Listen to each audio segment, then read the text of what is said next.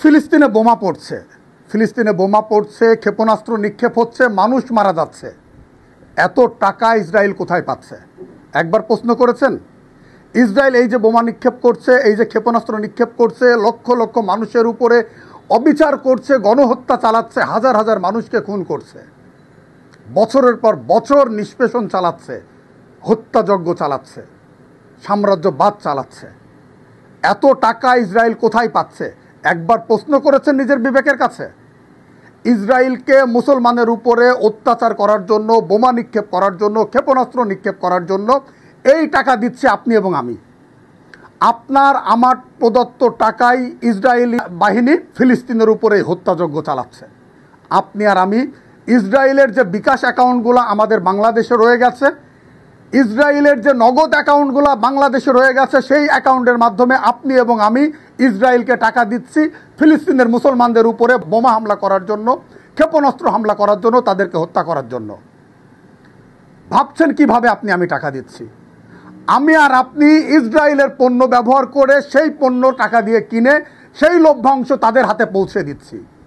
আপনি আমি কোকাকোলা কিনছি, এই কোকাকোলা মানে ইসরায়েলের বিকাশ অ্যাকাউন্ট। আপনি আমি স্প্রাইট খাচ্ছি, এই স্প্রাইট মানে ইসরায়েলের বিকাশ অ্যাকাউন্ট। আপনি আমি ইউনিলিভারের পণ্য ব্যবহার করছি, এই ইউনিলিভারের পণ্য মানে ইসরায়েলের বিকাশ অ্যাকাউন্ট।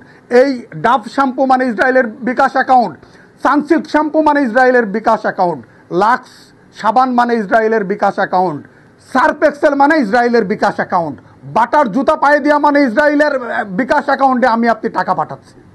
পেপসি কিনে খাচ্ছে মানে আমি আপনি মুসলমানের রক্ত খাচ্ছি, ইসরায়েলের অ্যাকাউন্টে আমরা টাকা পাঠাচ্ছি।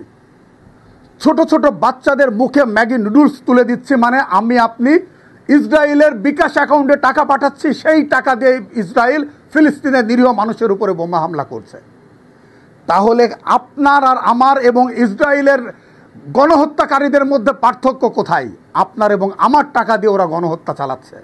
তাই আসুন ইসরায়েলের বিকাশ অ্যাকাউন্টগুলো আমরা ধ্বংস করি, ইসরায়েলের আয়ের উৎসগুলোকে আমরা ধ্বংস করি। আপনি আমি চাইলেই ইসরায়েলের আয়ের উৎসটাকে ধ্বংস করতে পারি।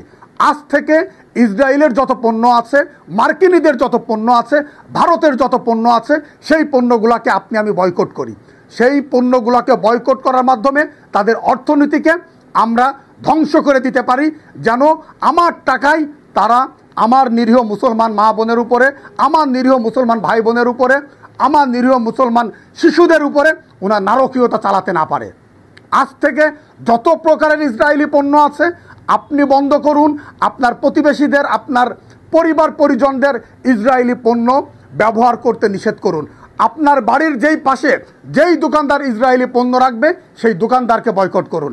আপনার আশেপাশে যেই ব্যক্তি ইসরায়েলি পণ্য নিয়ে আপনার সাথে আলোচনা করবে তাকে আপনি বয়কট করুন। এই বয়কটের মাধ্যমে আপনি আমি আমার নিজের ইমানি চেতনার জায়গা থেকে ইসরায়েলের বিরুদ্ধে একটা জিহাদ করতে পারবো।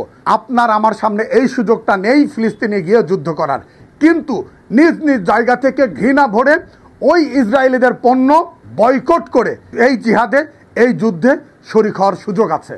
তাই এই সুযোগটুকুও যেন কোনোভাবেই নষ্ট না হয়, এই সম্ভাবনা যেন কোনোভাবেই নষ্ট না হয়। শুধুমাত্র ইসরায়েলি পণ্য বয়কটের মাধ্যমে আপনি আর আমি ফিলিস্তিনিদের পক্ষে থেকে, ইসরায়েলের বিপক্ষে থেকে জিহাদ চালিয়ে যেতে পারি।